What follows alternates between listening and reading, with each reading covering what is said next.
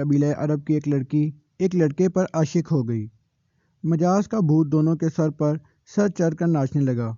مختصر یہ کہ دونوں نے بھاگ کر شادی کرنے کا فیصلہ کر لیا۔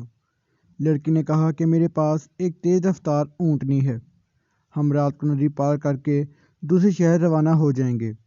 لڑکے نے بھی ہاں کر کے یہ رضامندی کا اشارہ دے دیا اور پچھلے پہر وقت مقررہ پر دونوں ندی کنارے اکٹھے ہوئے۔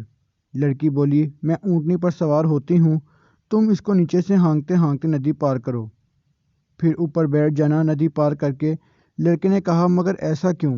میں تمہارے ساتھ ہی بیٹھ جاتا ہوں، ہانکنے کی کیا ضرورت ہے، خود بخود چل تو رہی ہے۔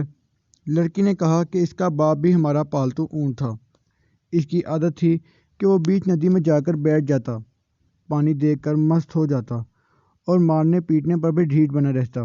یہ اونٹنی بھی پانی میں جا کر بیٹھ جاتی ہے، اسی کی عادت ہے، اسی لیے میں تم سے کہہ رہی ہوں کہ اس کو پیچھے ہانکتے ہانکتے جانا۔ یہ اونٹنی بھی وہاں جا کر بیٹھ جاتی ہے، یہ اس کی عادت ہے، اس کی بھی، تو اس لیے تمہیں کہہ رہی ہوں کہ اس کو پیچھے سے ہانکتے جانا، پھر نہیں بیٹھے گی اور ہمارا وقت بچ جائے گا، ہم صبح ہونے سے پہلے شہر سے دور نکل جائیں گے۔ لڑکے نے کچھ دیر لڑکی کے چہرے پر نظریں گاڑے رکھا اور پھر ٹھنڈا لمبا سانس و سلم جیسے کوئی پختہ ارادہ کر چکا ہو اور بولا، ہم بھاگ کر شادی نہیں کریں گے، مقدر ہوا تو نکاح ہو جائے گا، نہیں تو جو رب کی رضامندی تم واپس اپنے گھر چلی جاؤ۔ لڑکی نے کہا، مگر کیوں، اچانک کیا ہو گیا تمہیں؟ اس پر لڑکے نے کہا، اس اونٹنی کے باپ کی خصلت اس میں منتقل ہو گئی، تو کیا میری خصلتیں میری بیٹی میں اور آنے والی نسلوں میں منتقل نہیں ہوں گی؟ آج میں تمہارے ساتھ بھاگ کر شادی کروں گا تو کل میری بیٹی بھی کسی اور کے ساتھ بھاگ جائے گی۔